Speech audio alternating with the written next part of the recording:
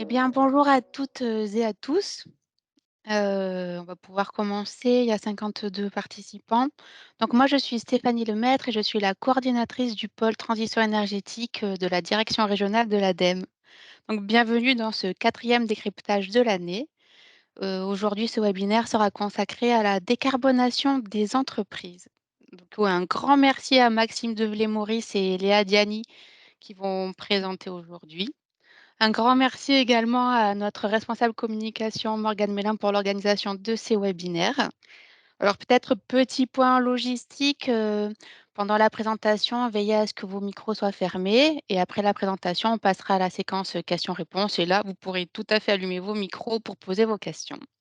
Voilà, je vous souhaite un bon webinaire. Maxime et Léa, je vous laisse la parole. Merci Stéphanie. Donc bonjour à toutes et tous. Pour ma part, c'est Maxime Develay-Maurice et donc Léa Diani qui est avec moi. Et donc on est référent en décarbonation de l'industrie sur la région PACA, la Corse et également les Outre-mer. Et donc on va vous présenter un petit peu les grandes lignes en tout cas les grandes thématiques quand on parle de décarbonation des entreprises et de l'activité. Voilà, et après on aura un temps d'échange pour pouvoir discuter de tout ça. Alors on va faire une première partie introduction pour parler un petit peu d'industrie aussi et d'émissions de CO2. Et ensuite, on va passer sur le parcours de décarbonation, donc ici qui est appliqué à l'industrie, mais dont les principes sont équivalents à l'échelle de différents secteurs d'entreprise. Et ensuite, quelques mots sur la R&D innovation et puis sur l'accompagnement qui existe par l'ADEME sur la région. Pour rappel, on a une cartographie ici des émissions, donc des grands émetteurs de CO2 sur le secteur industriel. Donc ça représente 80 millions de tonnes de CO2 émises par an. Et donc on voit qu'on a des grands pôles émetteurs, fortement émetteurs. Et donc sur la région PACA, c'est évidemment la zone de Fos-sur-Mer qui est fortement émettrice. Ensuite, donc pour parler un petit peu d'où viennent, enfin, comment dire, comment on transcrit des accords internationaux, donc les accords de Paris sur une température, un degré de réchauffement maximum comme objectif, comment arriver jusqu'à des objectifs à l'échelle d'une entreprise et d'une activité. Donc, ces accords de Paris sont retranscrits finalement à l'échelle européenne avec le paquet Fit for 55, donc qui se donne pour objectif une baisse des émissions de CO2 de 50% en 2030, puis une neutralité en 2050. À l'échelle française, on applique également ces objectifs-là dans le droit français, avec les feuilles de route pour la neutralité carbone et différents plans d'anticipation finalement des besoins énergétiques et des productions associées. Et donc, au sein de l'ADEME, on retranscrit ces objectifs français à différentes échelles. Donc, dans un premier temps, on va venir appliquer ces trajectoires de décarbonation à l'échelle d'un secteur. Donc, c'est les plans de transition sectorielle, où par exemple l'acier, le ciment, l'aluminium, tous ces secteurs, le sucre, tous ces secteurs sont passés au panier fin et on vient analyser avec les acteurs du secteur quelle trajectoire de décarbonation prioriser, avec quel levier technologique, etc. Donc on fait le même travail à l'échelle géographique cette fois-ci avec les zones industrielles bas carbone, les IBAC, dont la zone de Fos-sur-Mer est lauréate à cet appel à projet également, où on va faire la même chose, des trajectoires de décarbonation, mais cette fois-ci communes à plusieurs industriels d'une même zone. Et ensuite, on retrouve ce même principe, mais à l'échelle des entreprises ou d'un groupe industriel, donc avec ACT pour Assessing Low Carbon Transition, où voilà, l'idée c'est de faire la même chose à l'échelle de l'entreprise. On en parlera par la suite. Et donc, avec ces travaux, ça permet d'anticiper et de construire des dispositifs de soutien, que ce soit aux études, à l'investissement également et aux études de faisabilité, donc que sont France 2030, le Fonds Chaleur, Pacte Industrie, les C2E, on y reviendra aussi. Donc, après cette belle introduction, on va pouvoir passer à la partie 2 qui concerne le parcours de décarbonation de l'industrie. Donc, pour vous accompagner tout au long de votre projet de décarbonation, nous vous recommandons un parcours en 5 étapes. Donc, on va commencer par la première étape qui est celle de structurer sa démarche. À chaque étape, vous allez avoir des processus adaptés à votre activité et à votre secteur d'activité. Donc, tout d'abord, on peut commencer avec la première étape qui est structurer sa démarche avec le dispositif qu'on nomme Pacte Industrie, qui est soutenu par l'ADEME et la T2E. Donc, vous allez principalement avoir 2 leviers, celui de la formation et de l'accompagnement. Pacte Industrie est en effet un programme d'accompagnement et de montée en compétences dans la transition énergétique et bas carbone, et elle va se faire sur 3 axes, l'énergie, la stratégie et le financement. Pour revenir un peu plus en détail, nous pouvons commencer par l'énergie, ce qui est de la formation. La cible, c'est plutôt les référents et référentes techniques énergie pour structurer sa démarche. Ici, on va plutôt parler du dispositif ProRéféi ou Invest. Pour vous accompagner par la suite dans votre stratégie énergie, nous allons pouvoir vous proposer des études d'opportunité mix énergétique. Donc là, pour différents objectifs, tout d'abord, réduire l'impact carbone de votre produit, limiter l'impact des taxes carbone sur votre compétitivité ou encore stabiliser vos factures énergétiques. On peut aussi vous accompagner dans la certification ISO 50001. La décarbonation se fait aussi d'un point de vue stratégique avec des objectifs de réduction des émissions à effet de serre. Pour cela, on va plutôt s'appuyer sur le dispositif ACT que vous a présenté en introduction Maxime. Donc, on va avoir une première partie formation. Donc, ici, la cible est plutôt les dirigeants et dirigeantes et responsables RSE pour construire cette stratégie de décarbonation. Et on va avoir un accompagnement en 2 temps avec une méthodologie d'orientation tout d'abord, puis d'évaluation et à l'alignement de la stratégie climat de votre entreprise par rapport à l'accord de Paris. Donc, juste pour revenir un petit peu sur le dispositif ACT avec une diapositive, ACT cherche à vous poser la question, est-ce que votre entreprise est réellement faite pour un monde bas carbone? Donc, pour cela, on va se poser 5 questions plus précises. Tout d'abord, que l'entreprise prévoit-elle de faire? Ensuite, comment prévoit-elle d'y arriver? Que fait-elle déjà? Qu'est-elle récemment entreprise? Et quelle est la cohérence de l'ensemble? Donc, pour cela, on va avoir 2 dispositifs à l'intérieur. Le premier, c'est Acte pas à pas. Donc, pour les entreprises un peu moins matures, mais qui ont déjà fait un travail de prérequis avec un bilan carbone, on va essayer avec ces entreprises de construire votre stratégie de décarbonation avec des trajectoires associées et un plan d'action. Donc, ça repose sur un plan avec 9 actions clés qui vous sont proposées ici sous forme de 9 modules. Tout d'abord, c'est celle d'identifier des objectifs de réduction d'émissions de gaz à effet de serre, suivant donc des investissements matériels ou immatériels. Regardez aussi la performance de vos produits, le management en interne et l'engagement au niveau des fournisseurs, des clients ou au public, et de revoir en interne aussi son business plan. Donc ensuite, ou pour des entreprises plus matures, on va aussi essayer de se challenger et d'évaluer sa stratégie vis-à-vis des accords de Paris avec acte évaluation. Donc ça va permettre d'avoir des notes. Je ne vais pas rentrer forcément dans le grand détail de comment sont notés les dispositifs de acte, même si ça reprend tout d'abord les 9 points clés que nous venons de voir et 4 critères principaux qui sont le modèle économique et stratégique, le risque par rapport à votre business plan, la réputation de votre industrie et la cohérence et crédibilité. Pour terminer avec le dispositif ACT, il y a un dernier volet financement. Donc là aussi, on accorde des formations pour accélérer le financement de ces projets. La cible ici, c'est plutôt les DAF et les banques. Si vous voulez plus d'informations sur le dispositif ACT, il existe une page dédiée sur Agir. Merci. Donc, une fois que vous avez structuré votre démarche, c'est-à-dire mettre en place des formations, lancer des audits et différents accompagnements, l'idée, ça va vraiment être, avant de se lancer dans les investissements, de faire un état des lieux. Donc, pour cela, un petit rappel de ce qui existe. Donc, quand on parle d'état des lieux, dans un premier temps, c'est évidemment l'audit énergétique ou audit sur d'autres flux. Mais donc ici, on parle finalement d'audits qui vous permettent de faire une photo à date de vos consommations énergétiques et où est-ce qu'elles se situent finalement, sur quel poste vous consommez le plus d'énergie, et donc finalement, quels sont les postes à prioriser en termes d'investissement et de transformation.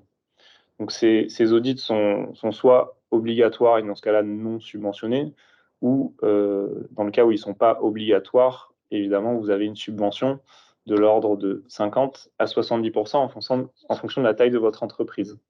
Donc au-delà de l'aspect uniquement énergétique, en partenariat avec la BPI, donc l'ADEME propose, enfin donc la BPI propose plutôt avec le soutien de l'ADEME plusieurs diagnostics. Donc on peut citer le diag écoflux, décarbonation, éco-conception sur la partie éco-conception de vos produits, et Perfimo sur la performance de vos bâtiments. Donc pour le cas d'entreprises soumis au décret tertiaire, c'est un accompagnement performant. Et donc pour revenir peut-être sur le diag décarbonation, qu'est-ce que c'est? C'est vraiment un bilan CO2, donc de gaz à effet de serre, de vos activités. Et donc à la fois de vos émissions dites directes, donc consommation d'électricité, de gaz et autres combustibles, et également sur toute la partie logistique, matières premières, donc dit du scope 3, donc vos émissions indirectes. Et donc c'est vraiment ce bilan qui vous permettra, comme dans le cadre de l'audit énergétique, de prioriser les grands postes émetteurs sur lesquels il faut agir dans un premier temps. Et donc avec le diagnostic décarbonation, c'est à la fois donc une photo à date de vos émissions, mais également un accompagnement sur site de l'auditeur qui va co-construire avec vous, donc avec les équipes dirigeantes et les personnes impliquées au sein de l'entreprise, sur un plan d'action pour vraiment accélérer finalement la réalisation et le démarrage de ces transformations. Donc avec un reste à charge entre 4 et 6 000 euros en fonction de la taille de votre entreprise. Donc vous avez à chaque fois des liens sur la présentation qu'on vous fournira pour aller plus en détail sur ces différents accompagnements. Et donc une fois finalement vous avez vraiment sélectionné la priorité au sein de votre entreprise sur tel ou tel poste fortement émetteur de CO2, arrive l'étape d'étude de faisabilité pour trouver des solutions pour décarboner finalement ce poste fortement émetteur. Et donc là aussi, l'ADEME soutient une grosse partie des coûts des études, donc de 50 à 70% en fonction de la taille de votre entreprise, toujours. Et donc là, on aborde les thématiques de l'efficacité énergétique, de l'intégration d'énergies renouvelables, qu'on va développer un petit peu par la suite. Et donc, pour résumer, finalement, dans la chronologie de votre projet, c'est vraiment voilà, réaliser des formations pour monter en compétences, faire des audits pour avoir des photos à date et des données finalement sur lesquelles se baser pour prioriser vos actions. Ensuite, des études de faisabilité pour trouver les solutions techniques à mettre en œuvre, les comparer entre elles et encore une fois, choisir la plus pertinente, que ce soit d'un point de vue de rentabilité, de résilience. Et ensuite, il y a la phase d'investissement, donc avec des dispositifs d'aide encore différents qu'on a pu citer tout à l'heure. Donc, par rapport à notre démarche de décarbonation de l'industrie, nous avons vu comment structurer sa démarche, réaliser un état des lieux, et maintenant on va se pencher sur la réduction de ses consommations.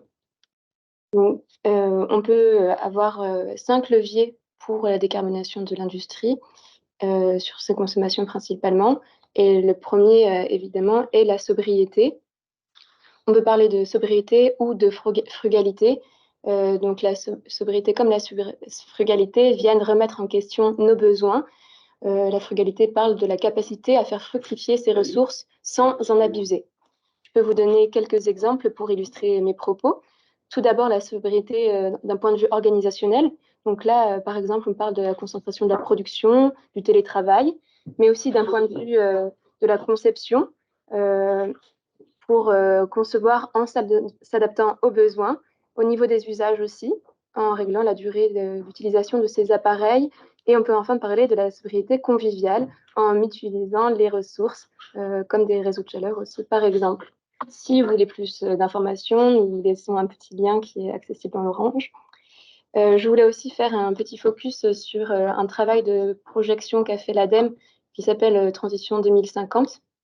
Donc, c'est un exercice qui est là afin de faciliter le passage à l'action. Il propose 4 chemins types pour conduire la France vers la neutralité carbone en 2050. Chacun de ces chemins explore des transformations différentes sur les dimensions techniques, économiques, de société, de gouvernance et de territoire, et parle évidemment de la sobriété. Nous vous invitons à le lire. Il y a plusieurs degrés de lecture suivant le temps que vous pouvez ou que vous voulez y consacrer. Après parler de la sobriété, on peut aussi parler de l'efficacité. Donc, sobriété et efficacité sont des concepts complémentaires. En effet, l'un concerne la réduction de la consommation et l'efficacité, elle, se concentre sur l'utilisation plus efficace de l'énergie ou de la matière. L'efficacité matière, on parle plutôt de la production, donc produire la même chose avec moins, en incluant plus de recyclage notamment, alors que l'efficacité énergétique parle plutôt de l'optimisation des process pour réduire les consommations d'énergie.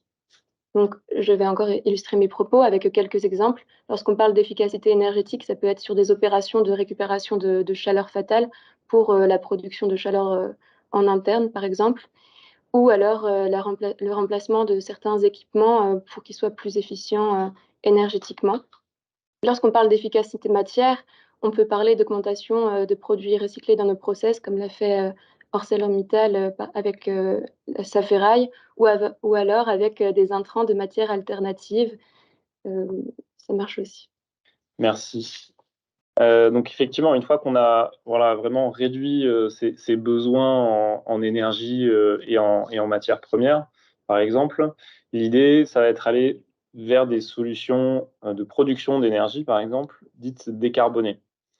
Donc pour reprendre les 5 leviers de décarbonation qu'on a cités tout à l'heure, donc il y a un premier bloc vraiment sobriété, remise en question des usages, efficacité, donc effectivement faire la même chose avec moins, et ensuite finalement venir décarboner l'énergie résiduelle dont vous avez besoin pour votre activité. Et donc on va venir détailler finalement qu'est-ce qu'on appelle des énergies décarbonées. Donc si vous voyez un petit graphe avec donc un graphe de Sankey avec sur la gauche les besoins. Alors ici c'est l'exemple de l'industrie, mais c'est pour illustrer encore une fois. Donc on a les besoins en énergie à gauche, dit d'énergie finale, donc avec l'électricité, le gaz, les différents gaz fossiles, les produits pétroliers et autres. Et sur la droite, finalement, certes, vous achetez du gaz, mais ce n'est pas du gaz dont vous avez besoin, c'est de l'énergie thermique. Et donc, sur la partie droite du graphe, on voit finalement les usages réels de ces énergies au niveau des procédés, donc que ce soit des besoins électriques ou thermiques. Donc, finalement, on retrouve là, dans le bloc central de cette slide les mêmes besoins en procédés, qui soient des besoins de chaleur, de froid, d'électricité ou d'énergie mécanique, finalement. Et tout autour, on voit finalement ce qui peut venir alimenter ces besoins. Donc, sur la partie gauche, on va retrouver les énergies dites thermiques renouvelables, donc chaleur fatale, géothermie, solaire thermique, méthanisation et biomasse. Sur la partie droite, les apports en électricité. Donc, l'électricité provienne du réseau, qui, en France, on a la chance d'avoir une électricité relativement bas carbone, mais aussi par de l'électricité renouvelable, en dehors du réseau, donc avec le photovoltaïque et l'éolien. Et ensuite, une dernière brique dont on parle beaucoup en ce moment, c'est la brique hydrogène, qui peut être produite à partir d'électricité, mais pas que, qui peut venir alimenter également certains usages dans des cas bien précis. On aura l'occasion d'éclairer un petit peu ça. Donc, la première des étapes, c'est finalement, donc là, on va se concentrer sur les besoins thermiques dans un premier temps. Alors, je ne vais pas forcément le rappeler à chaque fois, mais surtout ce qui va vous être présenté sur les prochaines slides, il existe des financements opérés soit par l'ADEME, soit par la région, avec entre 30 et 70% des montants d'investissement. Après, l'idée, c'est plutôt, si vous avez des projets concrets, c'est de vous rapprocher de vos contacts, qu'on aura l'occasion de citer aussi à la fin de cette présentation. Donc, la première étape, c'est évidemment de baisser son besoin et donc finalement de passer sur des besoins haute température dont aurait besoin votre procédé vers des besoins basse température.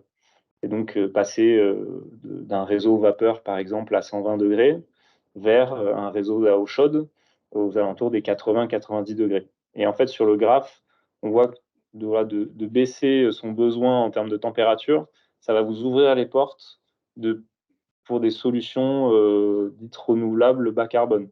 Donc, que ce soit la géothermie, le solaire thermique, par exemple. Donc ça, c'est la première étape, je dirais, à analyser. Ensuite, donc une fois que vous avez réalisé ce travail ou étudié les opportunités, il y a évidemment la valorisation de la chaleur fatale qui est déjà existante finalement. Donc, dans les avantages, on a évidemment le côté gratuit, en tout cas de cette chaleur, donc qui peut être rétrocédée avec un prix avec des partenaires, mais elle est forcément plus compétitive que les autres solutions parce qu'elle est déjà existante. C'est évidemment une ressource locale. Ensuite, la solution suivante, je dirais en termes de priorité, ce serait la géothermie, qu'elle soit de surface avec une température relativement basse ou profonde avec des températures plus élevées. L'intérêt de cette ressource renouvelable, c'est qu'elle est évidemment 24 heures sur 24 et 7 jours sur 7. Il n'y a pas d'intermittence sur les puits de géothermie. Qu'elle peut à la fois alimenter des besoins en chaud ou en froid. Ça a une empreinte foncière faible, donc ça peut être très intéressant sur certains territoires avec peu de foncier disponible. La maintenance est évidemment aussi assez faible, mais les CAPEX peuvent être un petit peu importants en fonction des projets. Ensuite, on peut évidemment parler du solaire thermique. Donc, on entend beaucoup parler du photovoltaïque, mais il faut se rappeler que le solaire thermique est très efficace et largement disponible dans notre région, avec différentes technologies. Donc, on voit sur le petit graphe en haut à droite, donc avec des capteurs plans vitrés dits classiques qui permettent d'aller jusqu'à 90-100 degrés, mais aujourd'hui avec des technologies un petit peu plus innovantes, alors que ce soit les capteurs dits plans sous vide ou les capteurs à concentration qui vont venir concentrer les rayons de soleil sur un point assez précis pour atteindre des températures au-delà de 150 degrés en fonction des besoins. Donc là, ici aussi, c'est une énergie relativement peu coûteuse en termes d'OPEX, parce que le soleil, brille quoi qu'il arrive finalement. Et c'est des coûts prévisibles, c'est-à-dire qu'en euros par mégawattheure, en intégrant les coûts d'investissement qui peuvent être évidemment un petit peu importants, on a une vision sur le long terme, sur le coût de l'énergie, sur les 20 prochaines années, qui est aujourd'hui compétitif face à l'augmentation des prix de l'énergie.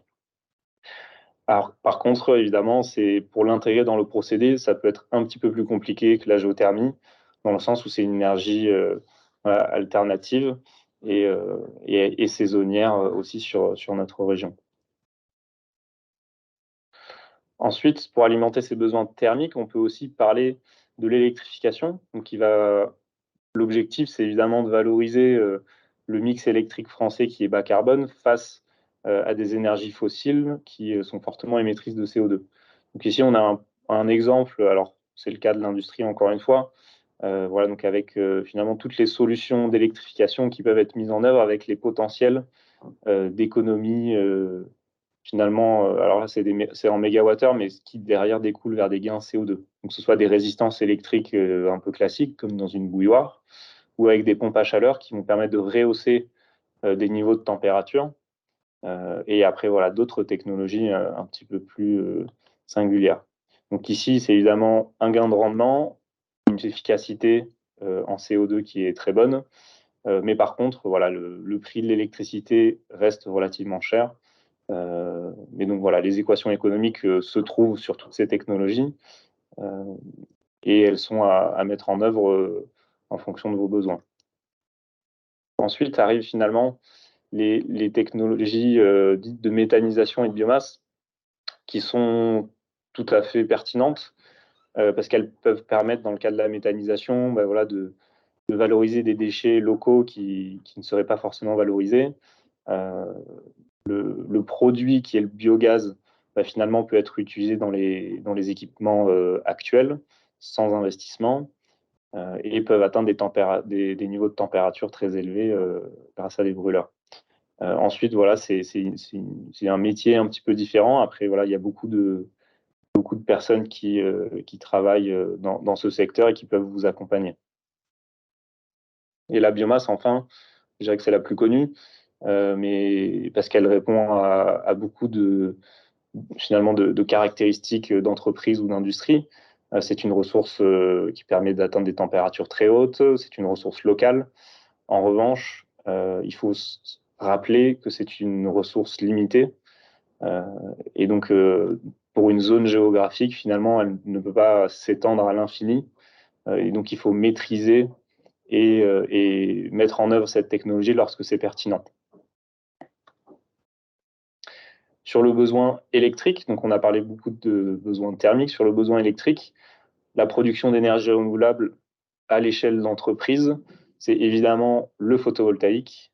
Donc pour cela, je ne vais pas forcément rentrer dans le détail de ce que ça peut apporter, c'est relativement connu, mais c'est plutôt voilà, les accompagnements en local donc de la région sud, qui, via son plan solaire, permet de subventionner à la fois les études de faisabilité pour voilà, étudier la pertinence de cette solution et les détails du projet, jusqu'à l'investissement.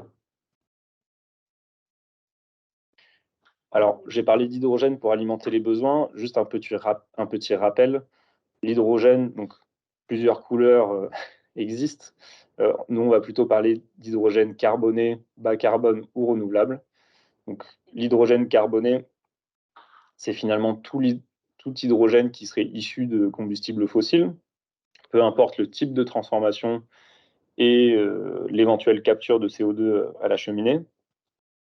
Ensuite, on va retrouver l'hydrogène bas carbone, qui est basé uniquement sur l'électrolyse de l'eau grâce au réseau électrique français bas carbone ou renouvelable. Et ensuite, l'hydrogène renouvelable, donc voilà, sur électrolyse de l'eau ou via transformation dite de biogénique finalement, avec captage éventuel du CO2 émis. Et donc, ce vecteur est un vecteur énergétique, tout comme l'électricité, mais il nécessite une transformation complémentaire par rapport à l'électricité. Donc évidemment, en termes de performance de la chaîne globale, il vaut mieux utiliser l'électricité lorsqu'on peut le faire. Et l'hydrogène est vraiment un vecteur d'énergie énergétique plus complexe qui permet de répondre à des besoins que l'électricité ne peut pas faire directement. Et donc on en parle souvent pour le transport, la mobilité lourde, la chimie, le raffinage et la sidérurgie. Donc c'est des secteurs assez singuliers. Et pour rappel, aujourd'hui, 95% de la consommation d'hydrogène se base sur de l'hydrogène produit à partir de combustibles fossiles. Donc c'est déjà un vrai challenge de décarboner cette production d'hydrogène actuelle. Et donc le dernier levier, finalement, c'est le captage de CO2, son usage ou son stockage, qui, on voit bien, arrive en dernier dans l'ordre de priorité. Mais voilà, dans les différents scénarios de décarbonation et dans les feuilles de route, paraît indispensable, en tout cas à moyen terme, pour respecter les engagements à horizon 2050.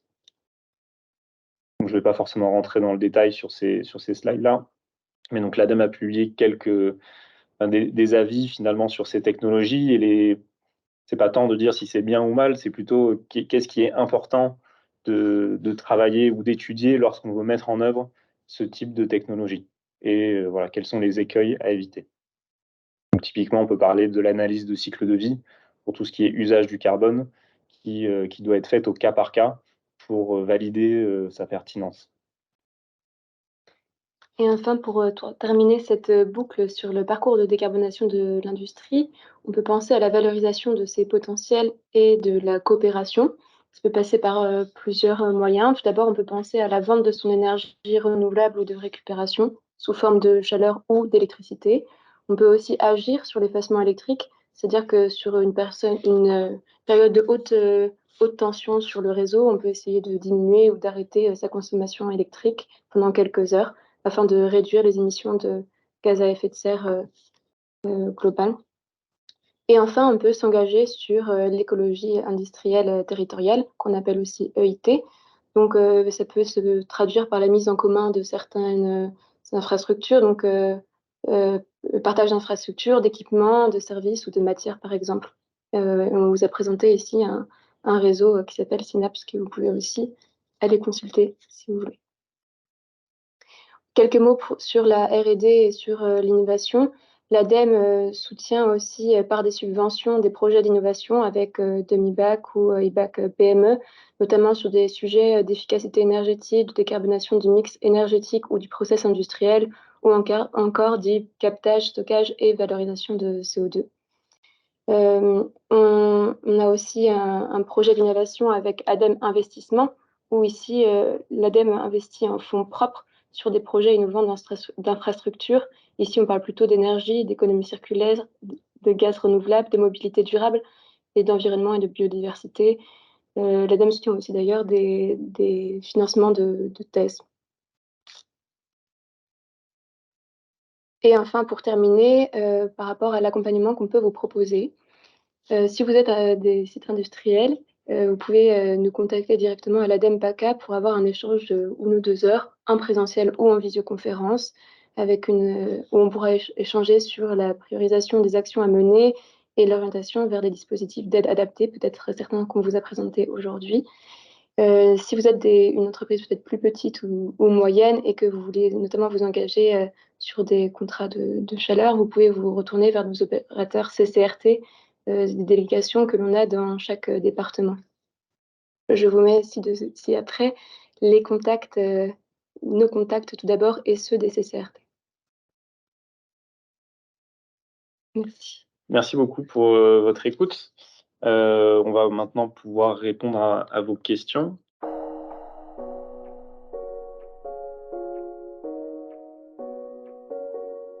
Il y a Lionel Patrier qui demandait pourquoi l'établissement des BEGES n'est-il pas intégré dans la première étape? Je pense que c'était au tout début de votre présentation. Au tout début de la présentation. Bon, après, au-delà de ce qu'on a présenté, évidemment, le bilan de gaz à effet de serre, en fait, quand on parle de structurer sa démarche, il peut y avoir le bilan de gaz à effet de serre. Mais en fait, là, ce qu'on voulait surtout mettre en avant, c'est qu'il fallait... donc, la première grande étape, c'est à la fois se former et former les personnes au sein de l'entreprise pour monter en compétences. Et dans le même temps, effectivement, peuvent être lancés les différents bilans, alors que ce soit un audit énergétique ou un bilan CO2. Mais ce qu'on veut éviter, finalement, c'est de financer des études. Enfin, on l'a vu avec ça fait déjà de nombreuses années qu'on accompagne les entreprises et autres acteurs. S'il n'y a pas de compétences en interne pour suivre ces sujets sur le long terme, il y a des risques que les études qui soient menées, qu'elles soient des bilans CO2, des audits ou autres, tombent un petit peu à l'abandon une fois qu'une année est passée et que finalement personne n'avait vraiment le sujet au sein de l'entreprise ou de l'établissement. Donc effectivement, ici on n'a pas forcément mis en premier le bilan de gaz à effet de serre, mais ça se fait en parallèle des éventuelles formations qui peuvent vous permettre de monter en compétences. On a aussi une question de Laura Dayan sur est-ce que la géothermie peut être intéressante pour des séchoirs et des étuves fonctionnant 365 jours par an à 12 et 18 degrés? Oui, c'est effectivement en fait ce qui est très intéressant. Parmi toutes ces solutions pour sortir de l'énergie des énergies fossiles, il y a dans un premier temps quand même la chaleur fatale, comme on le disait, voir s'il n'y a pas de la chaleur qui existe sur votre site et qui peut être valorisée pour la partie séchage. Et ensuite viennent évidemment la géothermie. Vous l'avez vu, en fonction de la profondeur de la géothermie, ça peut être plutôt basse ou haute température. Et sachant que plus vous allez être sur des besoins basse température, sur la géothermie, moins vous avez besoin de creuser profond. Et les CAPEX sont évidemment plus faibles et c'est plus intéressant. En tout cas, ça devient de plus en plus intéressant. En plus, votre besoin en température est faible. Et là, dans ce cas-là, c'est évidemment, ça peut être mis en place. C'est-à-dire qu'une boucle d'eau peut réchauffer si c'est un air de séchage, par exemple, ça peut évidemment venir alimenter votre séchoir donc sur toutes ces énergies. Ce qui est intéressant, c'est donc elles peuvent paraître un petit peu plus chères quand on fait un bilan sur 15 ans de l'euro par mégawattheure. Mais ce qui est tout de même, pour ça on parle souvent de résilience, c'est que c'est un prix qui est connu et plus ou moins fixe, modulo l'inflation par exemple, par rapport à des énergies fossiles. Mais évidemment, la géothermie, pour tout besoin en basse température, peut être une très bonne solution, tout comme les pompes à chaleur, par exemple, si on est sur des besoins en dessous de 50 degrés, ou même un petit peu plus. Super, merci beaucoup. Et Pas de souci. j'en profite pour vous poser une autre question en direct. En fait, moi, je suis à la chambre de métier de l'artisanat, donc le problème, c'est que les entreprises que j'accompagne, elles sont toutes petites. Donc pour Oui. rentabiliser les investissements, c'est plus compliqué parce qu'effectivement, on peut faire de la récupération de chaleur, mais enfin voilà, sur 2 chambres froides, enfin voilà, c'est pas pareil. Et j'ai une question sur les financements pour les projets innovants. Oui. Pour savoir ce que vous entendez par innovant, est-ce que, par exemple, de coupler de la géothermie à de la récupération de chaleur ou ça c'est pas considéré comme, Alors, nous, on entend par innovant, en fait, c'est la notion de TRL, je ne sais pas si ça vous parle, mais finalement, ça indique le degré de maturité d'une technologie. Donc, le d'accord. TRL égale à 1, c'est quelqu'un qui travaille sa thèse. Le TRL égale à 5, ça va être un prototype de laboratoire. Le TRL 9, ça va être, 8, c'est première industrielle, et 9, c'est commercialisation de la solution. Et donc, en fait, pour nous, l'innovation, c'est les TRL relativement faibles qui ne sont pas encore mis sur le marché. Si vous voulez mettre D'accord. en œuvre ou coupler des solutions qui sont déjà sur le marché, pour nous, ça fait partie des technologies dites matures Mmh. et que l'on peut subventionner. Et donc le fonds chaleur pour la géothermie, et la chaleur fatale, est tout trouvé pour la partie investissement. Et par contre, effectivement, ce qui peut être plus innovant, c'est finalement de coupler telle technologie avec une autre, même si les deux sont matures. Et donc Mmh. là aussi, on vous accompagne sur la phase, il y a des subventions sur la phase étude pour savoir si c'est effectivement opportun de coupler ces deux technologies ou plutôt de partir sur une autre solution. C'est-à-dire que sur nos études de faisabilité qu'on subventionne, pour les entreprises, on met vraiment l'accent sur voilà, l'étude de à minima 2 scénarios, voire 3, où chaque scénario va mettre l'accent sur telle ou telle technologie ou tel critère. Comme ça, ensuite, l'entreprise peut vraiment choisir en âme et conscience quelle est la meilleure solution et qu'elle soit également convaincue que c'est la bonne solution et donc elle veut ensuite aller jusqu'à la phase d'investissement. OK, merci beaucoup. Une autre question à l'écrit de Franck Baudement. Quel lien établissez-vous avec France Transition écologique et le guide des offres PME industrielles France Nation Verte? Le lien entre France Nation Verte et quel guide? Le lien entre France Transition écologique et le guide des offres PME industrielles, entre parenthèses, France Nation Verte. D'accord. Alors je vais essayer de répondre, mais n'hésitez pas à prendre le micro parce que j'ai peur de répondre à côté. Alors il existe effectivement beaucoup d'aides. Ici, là, ce qu'on vous a présenté, c'était pas tant toutes les aides qui existent dans des catalogues, et cetera, mais c'est plutôt vous expliquer la démarche globale du début du projet, de l'étude de la stratégie à la mise en œuvre avec des investissements. Et ensuite, évidemment, pour chaque étape, il va y avoir des dispositifs d'aide qui sont plus adaptés à votre cas particulier que d'autres, que ce soit une aide ADEME, que ce soit une aide BPI, etc. Donc, je pense que le plus important, c'est déjà que vous puissiez, au sein de vos entreprises, dédier du temps, ou un minimum de temps sur ces sujets-là déjà pour y voir un peu plus clair parmi toutes les personnes qui peuvent vous accompagner. Donc, on vous a quand même rappelé ici les opérateurs sur différents départements qui peuvent répondre à vos questions. Donc, et qui sont qu'on forme et qui connaissent effectivement tous les différents accompagnements. Et nous, de toute façon, pour toute question un peu spécifique auxquelles ils ne pourraient pas répondre, on est là en soutien pour répondre à des questions un peu plus, qui sont un peu plus complexes. Mais ensuite, évidemment, il existe parmi toutes les aides des différents catalogues des choses qui se recoupent. Voilà. Après, l'idée, c'est que vous soyez vraiment accompagné pour prendre une décision et pas finalement se dire, bon, bah, il y a trop de trucs, je ne sais pas quoi faire, je m'arrête là. On essaye vraiment de faciliter au maximum le passage à l'action. Allez-y. Oui, mais merci pour votre réponse. J'entends bien. Alors, ma question était plus administrative que ça. Donc, Franck Bonnement, Chambre de métier de l'artisanat également. C'est qu'actuellement, on sait qu'il y a un plan de décarbonation de l'industrie sur les 50 sites les plus émetteurs de France. Et dans la foulée, l'État a aussi lancé la campagne 30 000 PMI. Et d'ailleurs, donc, qui associe l'ADEME, la BPI, les chambres de commerce et les chambres de métiers de l'artisanat, où on doit contacter 30 000 petites et moyennes industries et on doit les flécher vers des accompagnements transition écologique, donc le fameux catalogue France Transition écologique. Ma question est plus factuelle, c'est-à-dire ce que vous nous avez présenté, et est-ce que c'est dans la base Sphinx? Parce que quand on appelle les entreprises, on doit les flécher vers ce type de dispositif. Je voulais juste savoir si la mise à jour avait été faite de votre côté par rapport à ce dispositif, qu'on ne se retrouve pas, par exemple, devant une PMI à leur dire on a vu l'ADEME, c'est génial ce dispositif. Et quand on arrive dans la base de données nationale 30 000 PMI, bah, qu'il n'y ait pas le dispositif et que du coup, on ne puisse pas faire le fléchage comme nous le demande l'État. D'accord. Alors là-dessus, oui, tous les dispositifs que je vous ai présentés, ils sont nationaux. Donc, en tout cas, sur la phase d'accompagnement avec, alors, il y a Pacte Industrie, par exemple, mais oui, je pense que, en tout cas, si c'est pas mis à jour, il faut le faire remonter. Nous, c'est pas nous qui gérons ça à l'échelle régionale, c'est finalement nos collègues du national qui doivent travailler avec vous.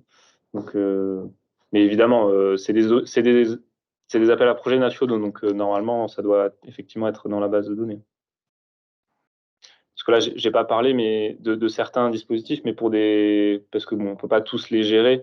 Mais l'idée, encore une fois, c'est d'avoir la structure pour essayer de mieux s'orienter derrière. Il y a les CCI qui font aussi des diagnostics pour les petites entreprises, pour les TPE.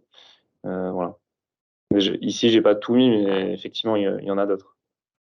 Quentin Faucheux, vous m'entendez? Oui, très bien. Oui, je dirige une TPE où l'enjeu carbone se situe essentiellement au niveau du parc des véhicules, donc qui vont sur les chantiers. Et je voulais savoir s'il existe des dispositifs pour accompagner l'électrification du parc véhicule, bon, pour répondre à l'enjeu de décarbonation, mais également à celui des ZFE qui arrivent à grands pas.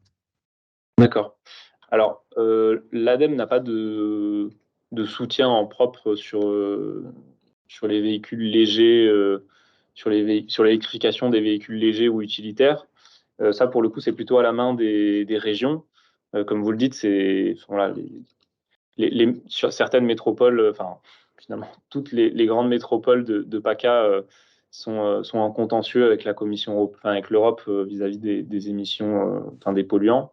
Et donc, ces contentieux amènent finalement des subventions sur tout type d'amélioration de la qualité de l'air.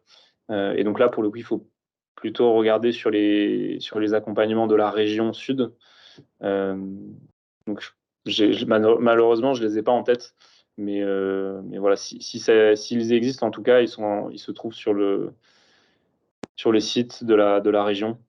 Donc, avec une recherche Google, je pense que vous pourrez déjà en voir un petit peu, essayer de fouiller un petit peu. Et encore une fois, si vous avez besoin d'aide, vous pouvez vous rapprocher des contacts départementaux qu'on vous a cités. D'accord. Auriez-vous un nom d'une personne à contacter à la région sud? Non. J'ai mis en le fait, lien dans le chat sur les aides pour les véhicules utilitaires légers de la région sud. Super. Voilà. Merci. Merci beaucoup. De rien. Alors, il y a encore des mains levées. C'est monsieur Giannoli. Oui. C'est bon? Oui, allez-y. Bonjour. J'ai deux questions en fait. La première, c'est est-ce que l'ADEME accompagnerait un groupement d'entreprises qui, sur la décarbonation et sur le recyclage d'acier, irait de la récupération au retraitement et à la diffusion des produits? Donc là, on est plutôt sur un cluster de réflexion commune. Je pense que ça va dans le sens. Et dans un premier temps, bon, c'est un peu style SPL. Donc là, on est plus dans une aide à l'ingénierie et à la validation. Et la deuxième question concerne une entreprise de mobilité maritime, on va dire, qui a investi près de 4 millions d'euros dans l'hybridation de ces bateaux et qui aujourd'hui entend créer une gare maritime avec l'accord bien sûr AOT, DTM et gestionnaire on va dire des ports, qui entend créer une gare maritime exemplaire en autosuffisance complète. Et là, c'est une entreprise de 40 personnes et elle a besoin, on va dire, d'une ingénierie avec, comme vous le disiez, 2 ou 3 options de construction de manière à faire ensuite le meilleur choix. Donc les deux questions se ressemblent. Est-ce qu'au niveau de l'ingénierie et de l'aide au conseil, ce sont des entreprises qui peuvent présenter des dossiers? Et si oui, doivent-elles passer par le CIMELEC puisqu'il s'agit du Var? Alors après, pour des questions comment dire, un peu plus particulières comme celle-ci sur la gare maritime, les mobilités, vous pouvez nous contacter directement en nous envoyant peut-être un mail avec quelques précisions et puis on transférera les demandes aux personnes dédiées. C'est-à-dire qu'il y a au sein de l'ADEME PACA, il y a une personne qui s'occupe uniquement des mobilités et qui pourra répondre à la sollicitation.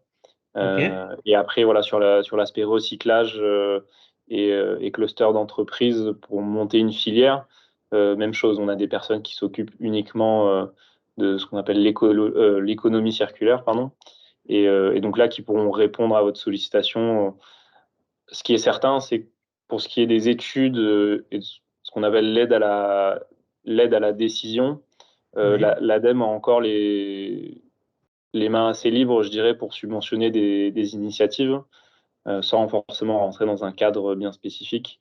Contrairement aux investissements, aux aides à l'investissement, où là, c'est un petit peu plus cadré.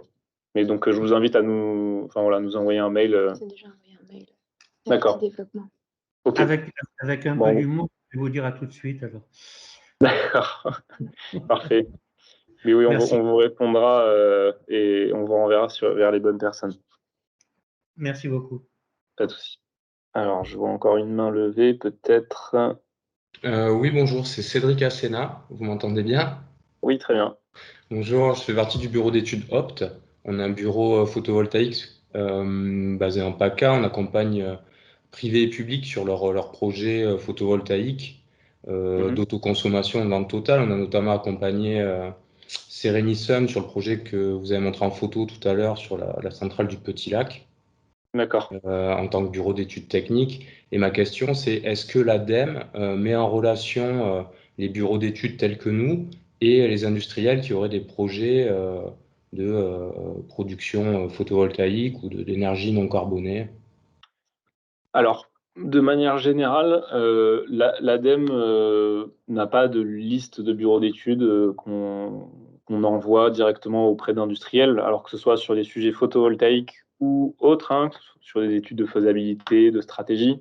Par contre, ce qu'on fait, c'est qu'on donne aux industriels des référentiels, en gros, les certifications qui nous paraissent importantes pour telle ou telle opération, que ce soit sur les énergies renouvelables, sur le photovoltaïque, sur l'économie circulaire.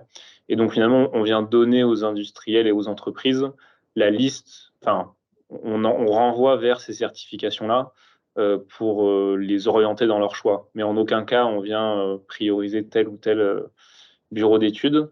Et dans le cas particulier du photovoltaïque, pour le coup, l'ADEME subventionne pas du tout le photovoltaïque, c'est surtout c'est la région sud qui a cette compétence aujourd'hui. Donc l'ADEME peut, sur certaines études de faisabilité bien spécifiques, sur des collectivités, on peut être amené à participer au financement, mais globalement, c'est la région sud. Et puis après, au cas par cas, on peut aussi participer, mais c'est clairement pas la majorité. Donc pour la région sud, je ne sais pas comment eux fonctionnent avec les bureaux d'études. Ok, merci. On avait une autre question par écrit de Caroline Garance pour la partie sensibilisation. Quelle est la place des outils de type fresque du climat, atelier d'automne, fresque de l'économie circulaire, etc. dans les dispositifs? Alors, ça, je dirais que c'est vraiment l'aspect sensibilisation. Donc, c'est même encore plus en amont de ce qu'on a pu présenter. C'est-à-dire qu'on n'est pas sur de la formation. Enfin, là, il n'y a pas vraiment de compétences qu'on acquiert lors de ces formations, enfin, de ces fresques. Mais par contre, ce qui est très intéressant et ce qui est, d'ailleurs, on l'a pas cité, mais c'est très important, ça permet de motiver finalement toutes les personnes au sein on parle d'une entreprise, mais ça peut être au sein d'une institution. Parce que évidemment, pour mener tout ce parcours de décarbonation qu'on a pu explorer, si les personnes ne sont pas motivées, si elles ne sont pas convaincues, il y a de grandes chances que ça ne fonctionne pas, ou en tout cas que ça n'aille pas très loin. Donc évidemment, sensibiliser via les fresques, que ce soit la fresque du climat, l'atelier d'automne ou d'autres, peuvent être effectivement une première étape de sensibilisation pour ensuite, finalement, ou en tout cas amener ou maintenir une motivation importante sur tous ces travaux de transition qui, voilà, hein, entre avoir une chaudière gaz où on peut fermer le robinet facilement et mettre en œuvre une géothermie, du solaire thermique ou d'autres solutions, ça amène évidemment de la complexité. Et donc, c'est un peu à contre-courant de, je dirais, la facilité du quotidien.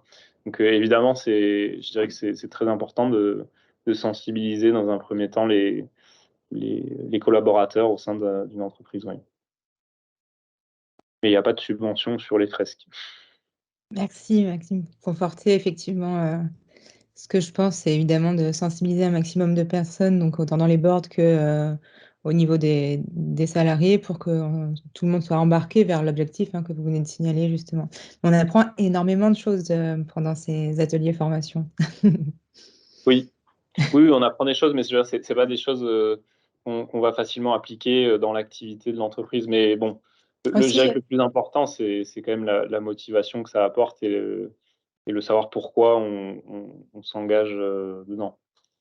Oui, juste pour information, l'atelier d'automne est aussi déployé au sein des entreprises avec des ateliers qui sont personnalisés à l'activité, en fait, vraiment. Sur les intervenants professionnels qui sont là pour animer pour l'entreprise. Voilà, donc c'est peut-être à prendre en considération. Voilà. Oui, évidemment. Alors, on n'a pas eu l'occasion de faire le d'automne à l'ADEME, mais c'est l'objectif. Mais encore une fois, il n'y a pas de subvention, donc même pour nous, il faut le justifier. Non, mais effectivement, je pense que c'est indispensable. Alors, je refais la même blague, je vous dis à tout de suite, c'est ça? C'est ça. Alors, est-ce qu'il nous restait des questions, Morgane? Alors, par écrit, non. Donc, si jamais vous avez encore des questions, c'est maintenant ou plus tard plus tard, voilà. Par mail. Parfait. En tout cas, merci du temps que vous nous avez accordé. On espère avoir répondu à vos questions. Et voilà, n'hésitez pas à nous recontacter, donc soit directement nous ou les contacts qu'on a pu vous citer au cours de la présentation. Merci. Et on vous souhaite une bonne journée. Au revoir. Au revoir.